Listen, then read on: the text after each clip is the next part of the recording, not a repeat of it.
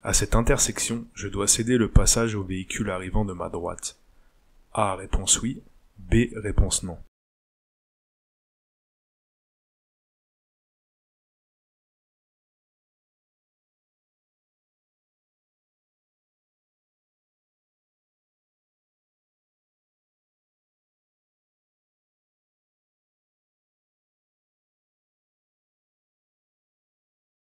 Donc le premier élément à prendre en compte, c'est le panneau sens unique qui se trouve à droite. Ce qui signifie que tous les véhicules dans cette rue arriveront de droite vers la gauche. D'ailleurs, n'hésitez pas à zoomer sur votre téléphone ou sur votre tablette. Sur YouTube, avec les deux doigts, en agrandissant, vous pouvez zoomer l'image. La seconde chose à prendre en compte, c'est qu'il n'y a pas de signalisation. Donc quand il n'y a pas de signalisation, c'est toujours la priorité à droite qui l'emporte. Donc, à cette intersection, je dois céder le passage au véhicule arrivant de ma droite. C'est réponse A. Oui. À la prochaine intersection, je peux rencontrer un céder le passage, A, réponse oui, B, réponse non, un stop, C, réponse oui, D, réponse non.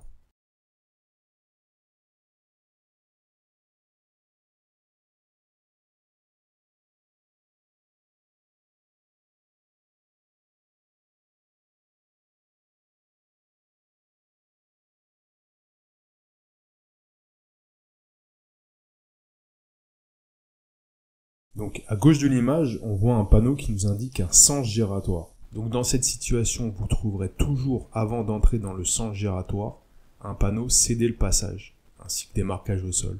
Donc, dans cette situation, avant de vous engager, vous laissez la priorité à gauche. Donc à la prochaine intersection, je peux rencontrer un céder le passage, réponse A, oui, un stop, non. Réponse A et D. En ville, la technologie Start and Stop permet d'économiser 10% sur un plein d'essence, A, réponse oui. B, réponse non. De réduire la pollution sonore. C, réponse oui. D, réponse non.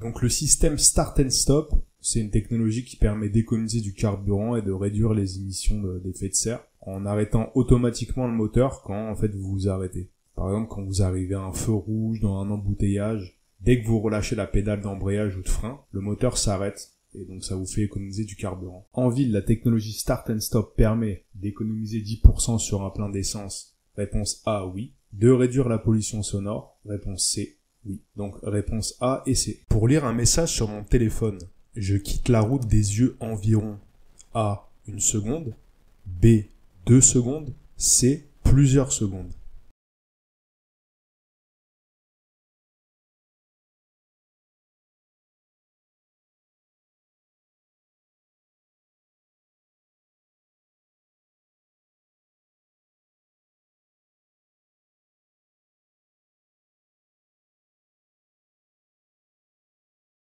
Vous pouvez faire le test chez vous, vous prenez un objet, le temps de l'attraper, le temps de le regarder, et en plus, là il s'agit d'un message, le temps de le lire, il vous faut clairement plusieurs secondes. Donc réponse C, plusieurs secondes. Au cours de ma période probatoire, si je ne mets pas ma ceinture de sécurité, je risque de perdre A, 2 points, B, 3 points. Je devrais suivre un stage à la sensibilisation de la sécurité routière. C, oui, D, non.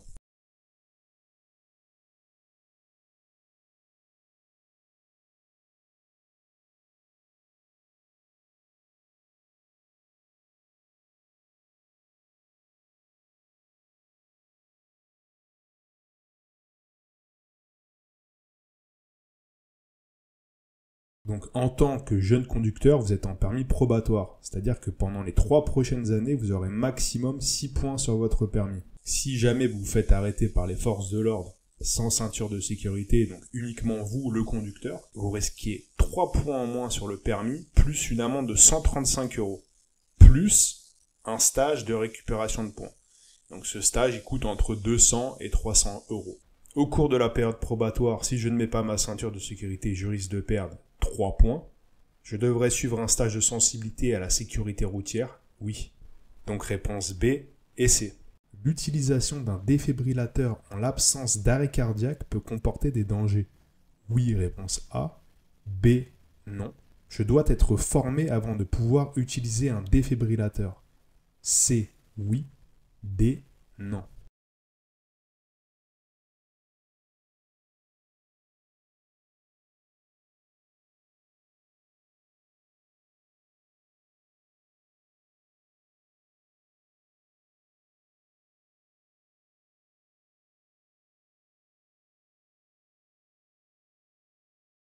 Un défibrillateur cardiaque, ça permet tout simplement de relancer le cœur qui s'est arrêté. Donc là, la question, c'est en l'absence d'arrêt cardiaque. C'est-à-dire que la personne a toujours le cœur qui bat. La réponse, c'est oui, ça peut être dangereux. Donc je dois être formé avant de pouvoir utiliser le défibrillateur. Donc non, on le voit, l'article qu'on voit donc à droite nous le dit, toute personne, même non médecin, est habilitée à utiliser un défibrillateur. Donc si jamais vous êtes dans ce cas de figure et qu'une personne a un arrêt cardiaque, c'est-à-dire qu'il n'a plus de pouls, son cœur s'est arrêté de battre, vous avez le droit et vous devez utiliser un défibrillateur cardiaque. Donc réponse A et D. Prochaine intersection, je pourrais tourner à droite. A, réponse oui. B, réponse non. Je souhaite aller tout droit. Si un usager arrive de la droite, j'ai la priorité de passage? C, réponse oui. D, réponse non.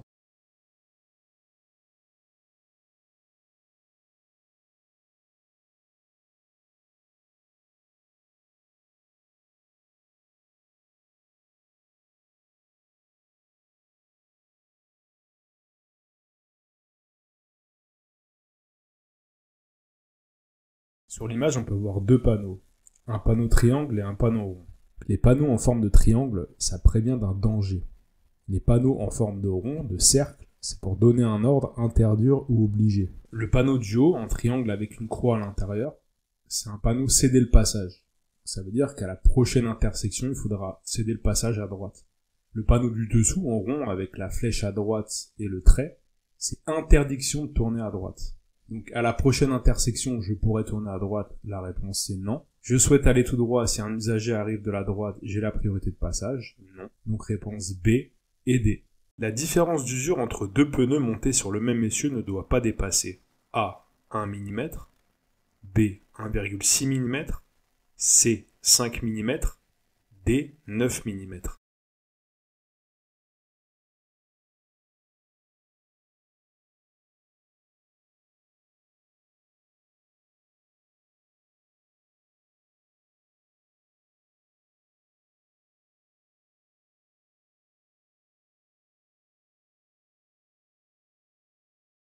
Qu'est-ce que c'est un essieu? C'est tout simplement la partie qui rattache les deux roues.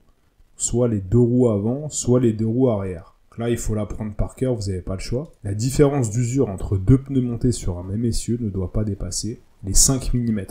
Réponse C. Si tu apprécies la vidéo et que tu souhaites me récompenser, mets un pouce et n'oublie pas de t'abonner. Question numéro 9. Si mon acuité visuelle est de 10 sur 10, je peux lire un panneau d'entrée en agglomération à une distance d'au moins A. 30 mètres, B. 50 mètres, C. 100 mètres.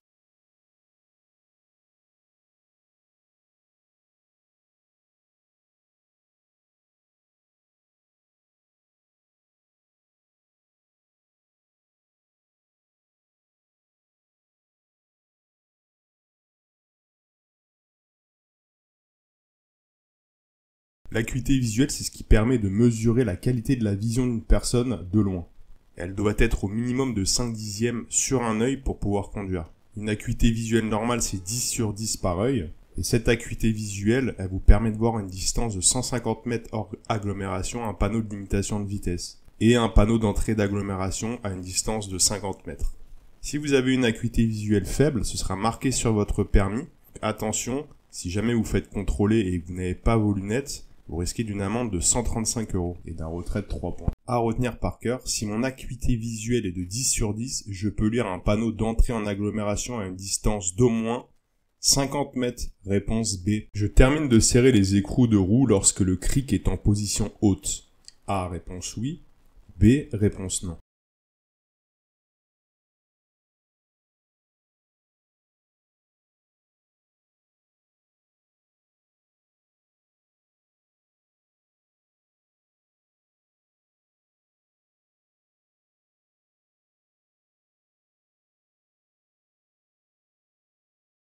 Un cric, c'est un dispositif mécanique qui va vous permettre de soulever votre voiture. Donc vous avez 4 points d'ancrage sur la voiture qui sont prévus pour. Une fois le cric placé, vous tournez la manivelle jusqu'à temps que la voiture s'élève afin de pouvoir retirer la roue. La roue, elle est fixée à la voiture par des boulons. Il va bien falloir enlever les boulons pour pouvoir retirer la roue. Et ça, lors du desserrage et du serrage de ces boulons, vous pouvez le faire uniquement quand les pneus reposent au sol. Donc, je termine de serrer les écrous de roue lorsque le cric est en position haute. Réponse B, non. Je suis hors agglomération. Ce passage à niveau se trouve, réponse A, à 100 mètres. Réponse B, à 150 mètres. Je pourrais y trouver des feux clignotants. Oui, réponse C. Je décélère. Oui, réponse D.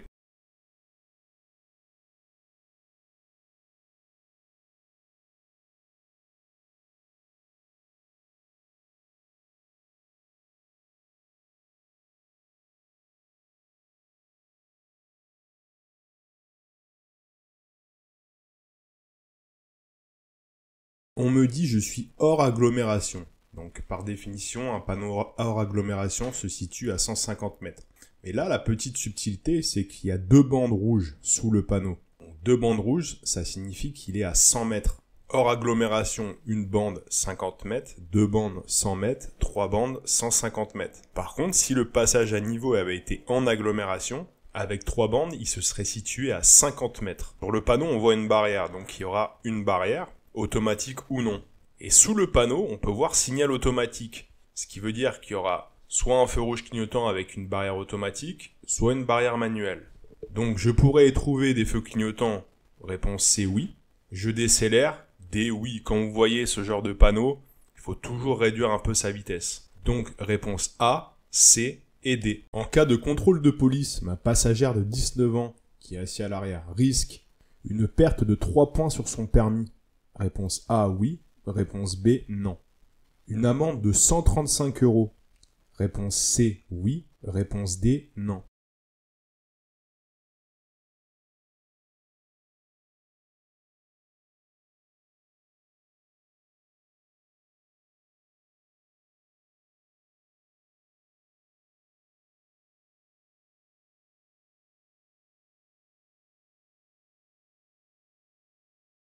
Donc à savoir, tout ce qui est perte de points sur le permis ne concerne uniquement que le conducteur. Là, la seconde chose qu'on nous dit, on nous parle de notre passagère de 19 ans qui est majeure. Donc c'est elle qui encourt l'amende. Nous, on risque rien. En tant que passager d'un véhicule, on ne peut pas perdre de points sur son permis. En tant que conducteur, je ne perdrai des points sur mon permis uniquement si je n'ai pas mis ma ceinture de sécurité. Par contre, tout ce qui est passager mineur dans la voiture est de notre responsabilité. Donc si ma passagère avait eu moins de 18 ans, j'aurais écopé moi-même d'une amende de 135 € sans perte de points. Donc en cas de contrôle de police, ma passagère de 19 ans risque une perte de 3 points sur son permis. Réponse B, non. Une amende de 135 €, C, oui.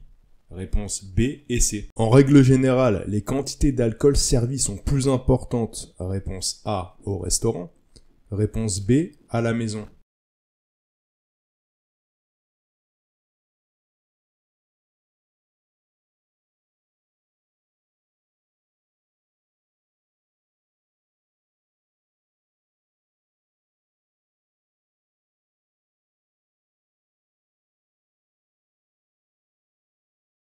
Dans les restaurants, dans les pubs, dans les bars, le niveau d'alcool qu'on vous sert est contrôlé, c'est-à-dire par dose. Donc soit avec un système de pipette sur les bouteilles, soit dans les verres, il y a des doses, il y a des traces pour bien échelonner le niveau d'alcool. Par contre, à la maison, avec les amis, avec les potes, le week-end, etc., vous allez vous servir une dose comme ça à l'œil. Donc ça peut être une dose simple, une double, une triple... il n'y a pas de souci. Donc il faut faire attention. Que le mieux surtout, c'est de ne pas boire en conduisant. Voilà. Surtout en période de probatoire, vous vous ferez retirer votre permis directement. Donc il faudra tout recommencer et ça c'est pas conseillé. En général, les quantités d'alcool servies sont plus importantes au restaurant, à la maison. C'est à la maison. Réponse B. Pour dépasser ce cycliste, je franchis la ligne continue centrale. Réponse A, oui. Réponse B, non. Je dépasse ce cycliste. Réponse C, oui. Réponse D, non.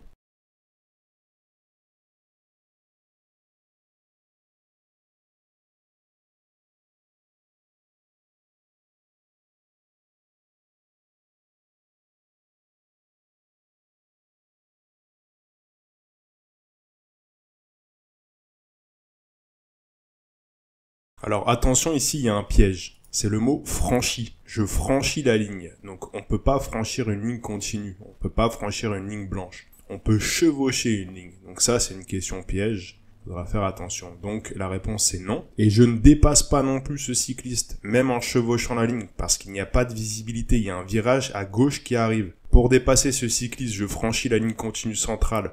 Réponse B, non. Je dépasse ce cycliste. Réponse D, non. Réponse B et D. Au volant, la combinaison cannabis-alcool augmente le risque d'accident mortel par A, 5 fois, B, 17 fois, C, 29 fois, D, 42 fois.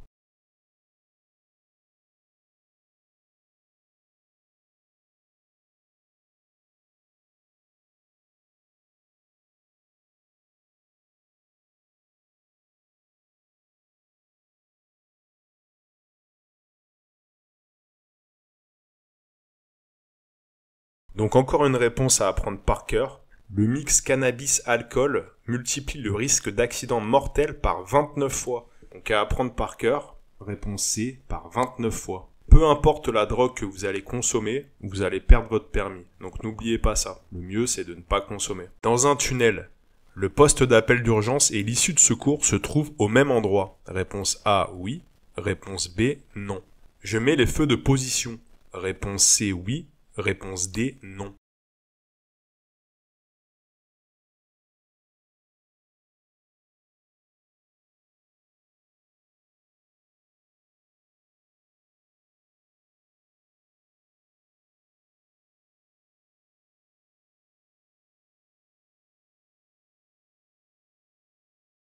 En cas de problème dans un tunnel, vous avez 3 possibilités qui s'offrent à vous. La niche de sécurité, les issues de secours, les emplacements d'arrêt d'urgence. Donc, la niche de sécurité, vous y trouverez un poste d'appel d'urgence, des extincteurs. Les issues de secours, c'est simplement un couloir parallèle au tunnel qui va permettre de vous échapper du tunnel s'il y a un problème. Et les emplacements d'arrêt d'urgence. Voilà, c'est tout simplement des voies qui sont faites pour vous garer et vous ne gênez pas les autres utilisateurs qui continuent dans le tunnel. Généralement, le poste d'appel d'urgence est à l'opposé de l'issue de secours. Donc non, le poste d'appel d'urgence et l'issue de secours ne se trouvent pas au même endroit. Encore une réponse à apprendre par cœur. Dans un tunnel, on trouve les feux de position. Donc dans un tunnel, le poste d'appel d'urgence et l'issue de secours se trouvent au même endroit. Réponse B, non. Je mets les feux de position. Réponse C, oui. Réponse B et C. La voiture bleue doit s'arrêter. A, réponse oui. B, réponse non.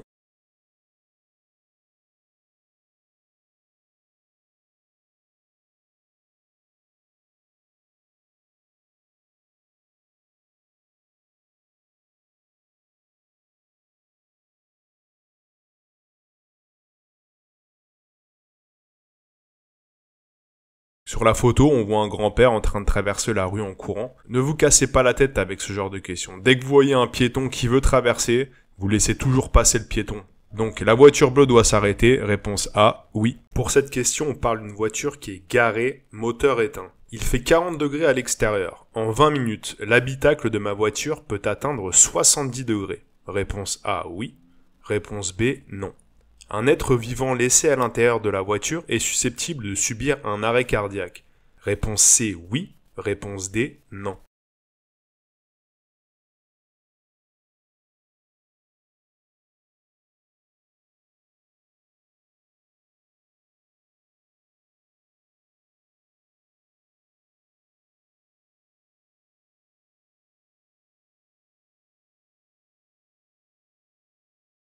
Comme vous le savez, une voiture qui est garée en plein soleil peut rapidement devenir un four. Vous avez un petit tableau sur la droite qui vous fait le rappel des températures au soleil avec la durée. Là, on voit que à 40 degrés à l'extérieur en 10 minutes, vous passez à 55 degrés. En 20 minutes, vous passez à 70 degrés. Donc un être vivant laissé à l'intérieur. Donc ça peut être n'importe quel être vivant, un chien, un chat, un animal, un être humain. Donc oui, clairement, l'arrêt cardiaque est possible. Réponse A, en 20 minutes, l'habitacle de ma voiture peut atteindre les 70 degrés. Et réponse oui, un être vivant laissé à l'intérieur de la voiture est susceptible de subir un arrêt cardiaque. Réponse A et C. En attendant les secours pour un motard impliqué dans un accident, je dois A, le déplacer hors de la chaussée, B, lui donner à boire, C, lui parler pour le rassurer, D, lui retirer son casque.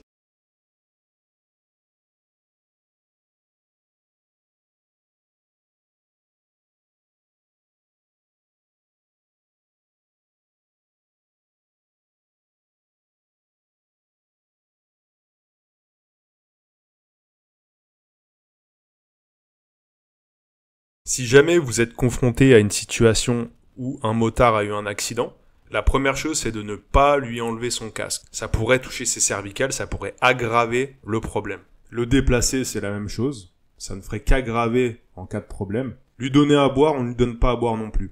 La seule chose à faire si vous êtes présent lors d'un accident de moto, c'est de lui parler pour le rassurer. Donc, réponse C. Cette voie est à sens unique. A. Je ralentis. B. Je laisse passer le bus. C. Je passe.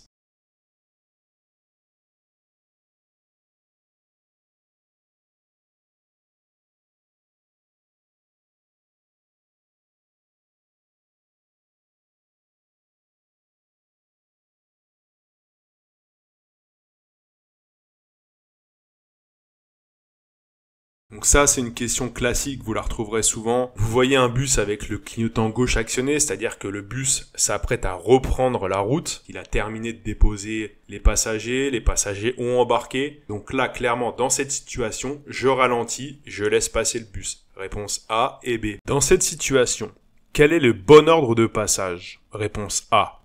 La voiture A, puis la voiture C, puis la voiture B. B. La voiture A, la voiture B, puis la voiture C. C, la voiture B, la voiture C, puis la voiture A.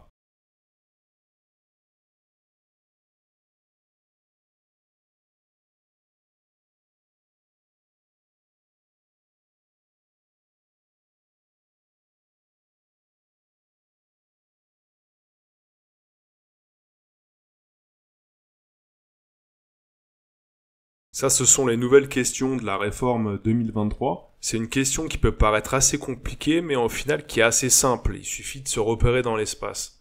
C'est la règle de la priorité à droite. Qui a la priorité à droite sur qui? Par exemple, si on prend la première voiture, la C, elle a une voiture à sa droite. Donc, elle n'a pas la priorité. Si on prend la voiture B, elle a une voiture à sa droite. Donc, elle n'a pas la priorité. Si on prend la voiture A, elle n'a aucune voiture à sa droite. Donc, elle est prioritaire sur la voiture B, et la voiture C arrive en face d'elle. C'est-à-dire qu'il n'y a pas de problème de priorité. L'ordre de passage, c'est la voiture A, puis la voiture B, puis la voiture C. Réponse B. Je roule à 35 km/h et le feu passe au jaune. A. Je m'arrête. B. Je passe.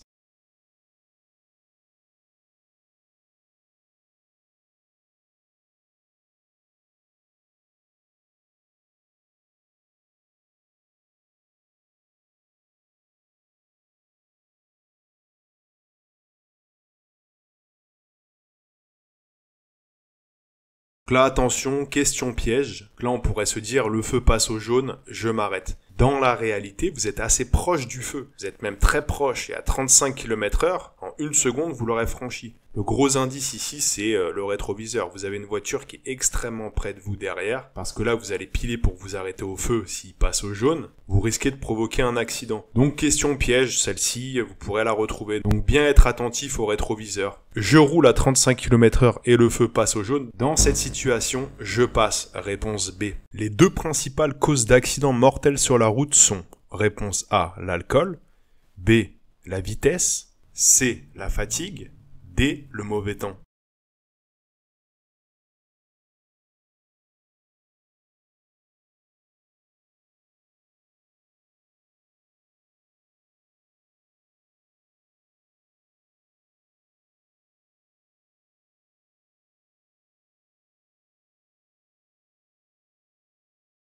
C'est la vitesse et l'alcool qui sont les principaux responsables des accidents mortels sur la route. La vitesse provoque 28% des cas et l'alcool 23%. Ensuite, c'est tout ce qui est stupéfiant à hauteur de 13%. Les deux principales causes d'accidents mortels sur la route sont: réponse A, l'alcool, réponse B, la vitesse, réponse A et B. De cette manière, j'ouvre ma portière convenablement. Oui, réponse A, non, réponse B. Je perçois tout ce qui se passe dans mes rétroviseurs. C, réponse oui, D, réponse non.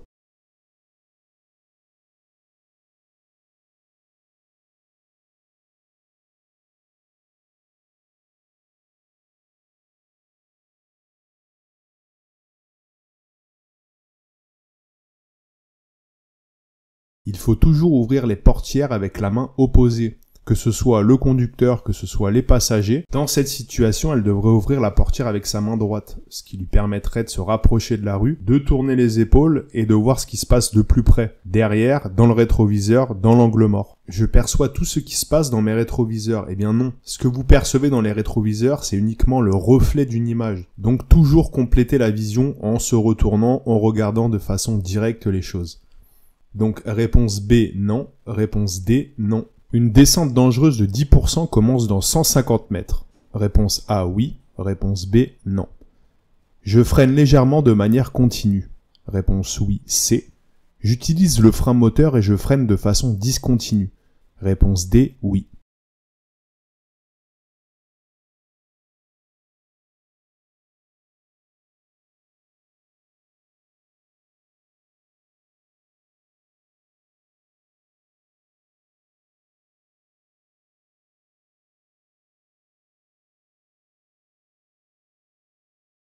Sur l'image, on voit le panneau descente dangereuse. Toujours la même chose, les panneaux hors agglomération se trouvent à 150 mètres du panneau et en agglomération se trouvent à 50 mètres. Dans une descente, il ne faut pas utiliser les freins en continu, tout simplement parce que ça va bouffer les freins, ça va les user. Dans cette situation, il faut utiliser le frein moteur. Le frein moteur, qu'est-ce que c'est? C'est tout simplement le moteur qui absorbe la vitesse. La pente fait tourner les roues et les roues font tourner le moteur. Et le moteur prend cette énergie. Et c'est pour ça que la voiture est bloquée dans sa descente et ralentie dans sa descente grâce au frein moteur. Une descente dangereuse de 10% commence dans 150 mètres. Réponse A, oui. Je freine légèrement de manière continue, c'est non. J'utilise le frein moteur et je freine de façon continue, oui, réponse D. Donc réponse A et D. Pour être en sécurité, je dois. Réponse A. Rester en feu de route. Réponse B. Ralentir. Réponse C. Regarder la voiture en face. Réponse D. Regarder au loin vers la droite.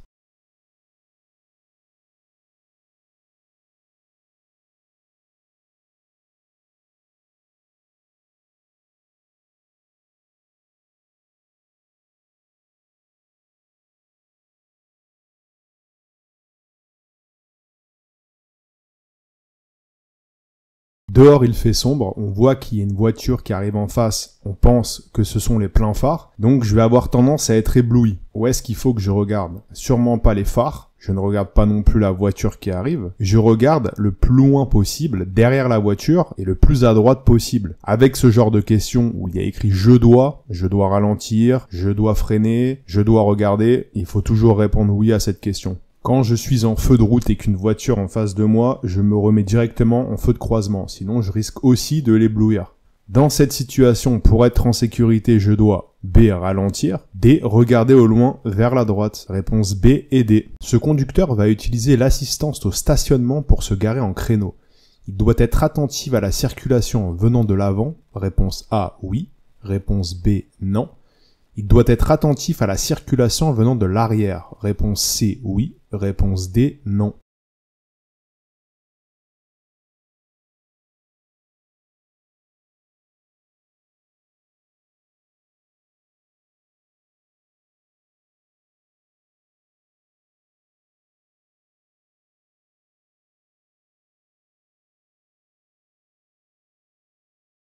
Le système d'aide au stationnement, ça regroupe un radar de recul, une caméra de recul et le parc assist. Ça va vous aider à vous garer de la façon la plus sûre possible. Le système prend carrément le contrôle de la voiture, fait le créneau, se gare, vous n'avez rien à toucher. Bien sûr, il faut rester attentif à toute la circulation, aux voitures, aux motos, aux piétons. Il faut rester bien concentré. Donc réponse A, oui. Réponse C, oui. Pour moi et les autres, cette passagère se met en danger? Réponse A, oui. Réponse B, non. Représente un danger. Réponse C, oui. Réponse D, non.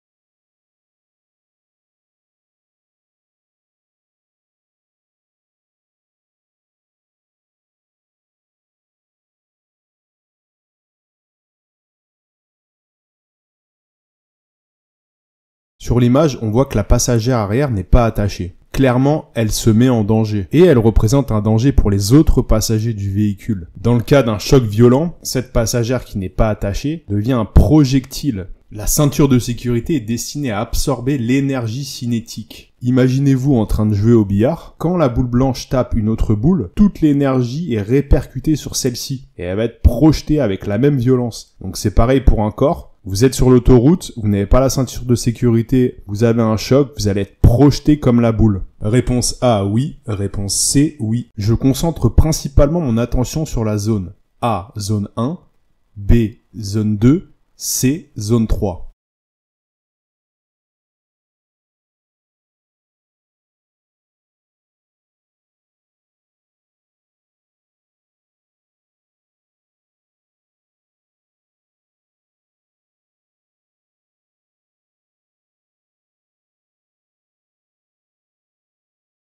N'hésitez pas à zoomer sur l'image, sur YouTube vous le pouvez. À droite de l'image, on voit la piétonne entre les deux voitures qui est prête à traverser. Devant moi, j'ai un ralentisseur, ça veut dire qu'il va falloir que je réduise ma vitesse et je vais laisser passer la piétonne. Dans tous les cas de figure, quand vous voyez un piéton, vous le laissez traverser systématiquement. Je concentre principalement mon attention sur la zone, réponse A, zone 1. Mon véhicule est chargé, réponse A.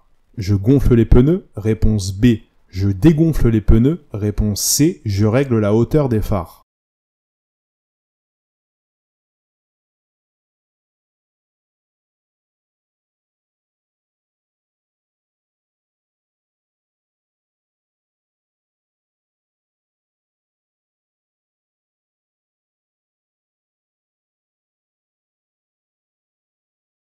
En cas de chargement important ou en cas de long trajet sur l'autoroute, il est important d'augmenter la pression des pneus. Donc c'est pas énorme, c'est de 200 à 300 grammes. Avec un manque de pression dans les pneus, vous avez un échauffement excessif du pneu, un risque d'éclatement, une distance de freinage allongée et vous consommez plus de carburant. Quand vous avez un véhicule qui est chargé, l'inclinaison de ce véhicule va changer. La partie arrière de la voiture va être plus basse que la partie avant, ce qui va dérégler les feux. Dans la plupart des voitures, vous allez trouver une commande de réglage des hauteurs des feux. Mon véhicule est chargé, je gonfle les pneus, je règle la hauteur des phares. Réponse A et C. Pour quitter cet emplacement en toute sécurité, je dois faire attention.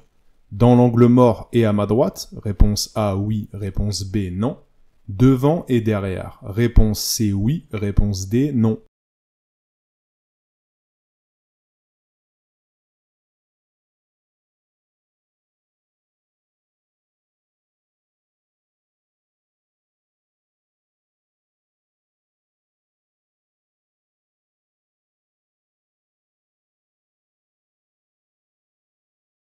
Question assez facile, encore une fois, quand je dois faire attention, la réponse est toujours oui. Donc dans cette situation, bien entendu, je regarde partout autour de moi, dans l'angle mort, à droite, devant, derrière. Pour quitter cet emplacement en toute sécurité, je dois faire attention dans l'angle mort et à ma droite, réponse oui, devant et derrière, réponse oui. Réponse A et C. Un enfant peut être caché par des véhicules stationnés. Réponse A oui, réponse B non.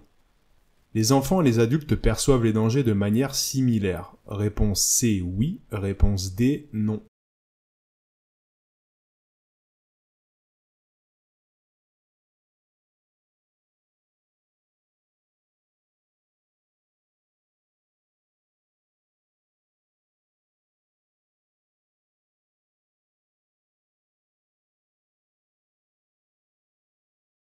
Toujours faire très attention aux enfants. Ils n'ont pas du tout la même conception du danger que nous, ils ne se rendent pas compte. Leur cerveau n'est pas arrivé à maturité. Pour vous, une situation qui peut paraître dangereuse, pour un enfant, ce sera pas une situation dangereuse. Ils peuvent s'amuser à se cacher, ils peuvent s'amuser à faire une blague, tout un tas de choses, ils ne se rendent pas compte du danger. Même chose pour les personnes âgées. Arrivé à un certain âge, le cerveau perd en capacité. Donc attention aux enfants et aux personnes âgées. Ce sont les deux catégories qui ont le plus d'accidents en tant que piétons. Réponse A, oui. Réponse D, non. Il y a 2 ceintures de sécurité à l'arrière de mon véhicule. Puis-je installer 3 enfants? Réponse A, oui. Réponse B, non.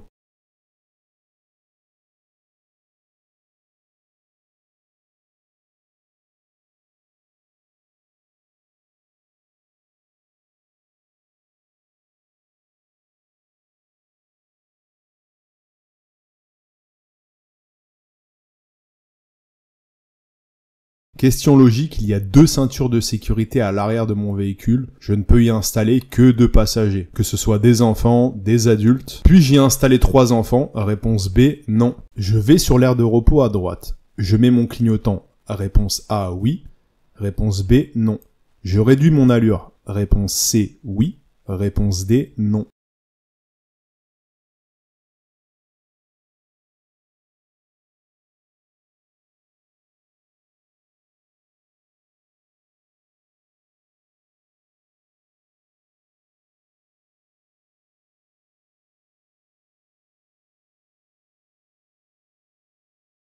Oui, je mets mon clignotant si je veux aller sur l'aire de repos à droite. Par contre, je réduis ma vitesse. C'est une question qui est un peu piège. On pourrait se dire, je décélère uniquement dans la voie de décélération. Je réduis mon allure, ça ne veut pas dire je freine. Ça veut dire je lève le pied sur la pédale d'accélérateur. Et là où c'est un petit peu compliqué, c'est que sur l'autoroute, admettons, vous êtes à 110 km/h. Une seconde après, vous avez déjà franchi le panneau. Vous êtes déjà dans la voie. Je vais sur l'aire de repos à droite, je mets mon clignotant. Réponse A, oui. Je réduis mon allure. Réponse C, oui. Réponse A et C. L'indice principal se situe en zone A, zone B. Je me prépare à céder le passage. C, réponse oui. D, réponse non.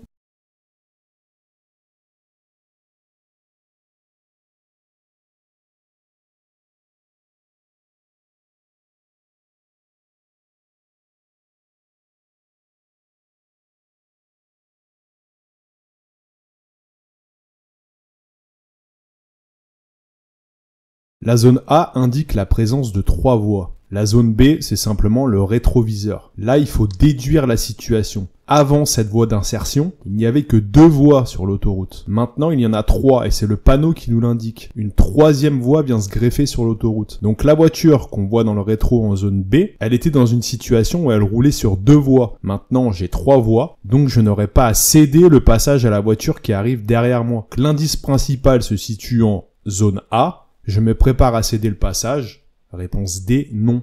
Réponse A et D. Tous les médicaments comportant l'un de ces 3 logos sont délivrés uniquement sur ordonnance. A, réponse oui. B, réponse non.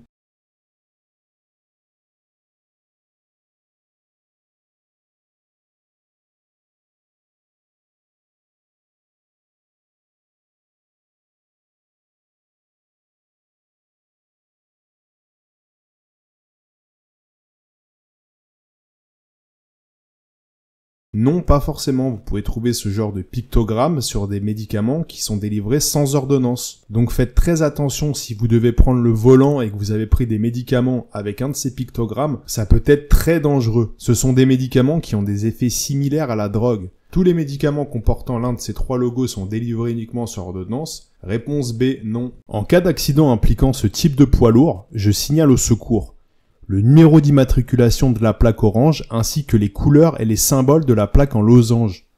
A, réponse oui. B, réponse non.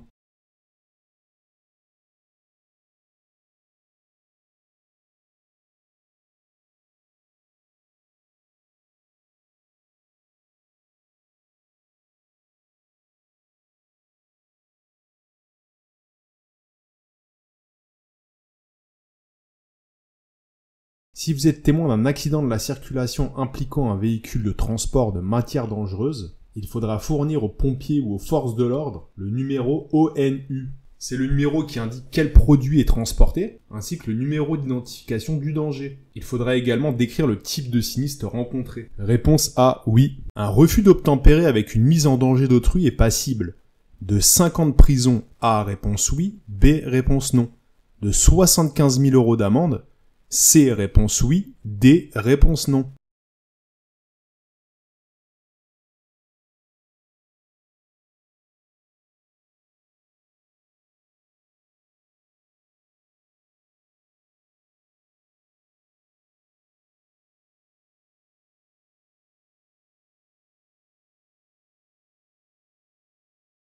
Ne pas confondre un refus d'obtempérer et un délit de fuite. Un refus d'obtempérer, c'est quand vous ne collaborez pas avec les forces de l'ordre. Vous ne vous arrêtez pas à un contrôle. Un délit de fuite, c'est quand vous faites un accident, vous causez un accident et vous vous échappez. Dans les 2 cas, c'est fortement déconseillé. Donc réponse oui, je risque 5 ans de prison et oui, je risque 75 000 € d'amende.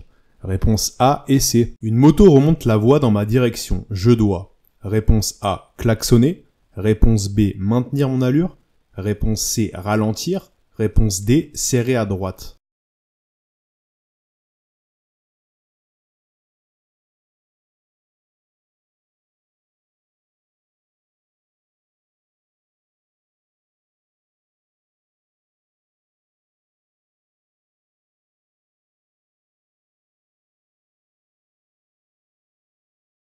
Dans cette situation, je ne klaxonne pas, le motard est loin et il ne va pas m'entendre. J'aurais pu éventuellement lui faire des appels de phare. Je vais donc me serrer à droite et ralentir, de faciliter le passage du motard. Dans ce genre de situation, je dois maintenir mon allure, ralentir, préférer toujours la solution de ralentir. Une moto remonte la voie dans ma direction, je dois C, ralentir, D, serrer à droite. Réponse C et D. À une vitesse de 110 km/h sur sol sec, la distance minimum nécessaire pour m'arrêter est d'environ.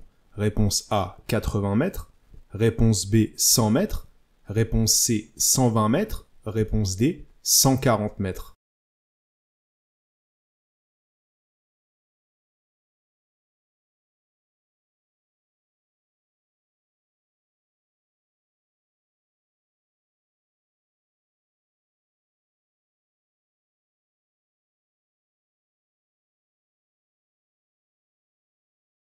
La distance de freinage tient en compte mon temps de réaction plus le temps de freinage. Pour calculer la distance minimum nécessaire pour m'arrêter, il faut multiplier le ou les premiers chiffres de la vitesse par lui-même. Dans le cas présent, on roule à 110 km/h sur sol sec. Les deux premiers chiffres de 110 km/h, c'est 11, et 11 fois 11 égale 121. Dans cette situation, il me faudra approximativement 120 mètres pour m'arrêter. À noter que sur route mouillée, on multiplie ce chiffre par 2. En réalité, c'est un peu moins. Mais pour le code, ce seront ces chiffres-là qui seront repris. À une vitesse de 110 km/h sur sol sec, la distance minimum nécessaire pour m'arrêter est d'environ 120 mètres. Réponse C. Si tu as apprécié la vidéo et que tu veux plus de contenu, mets un like et n'oublie pas de t'abonner.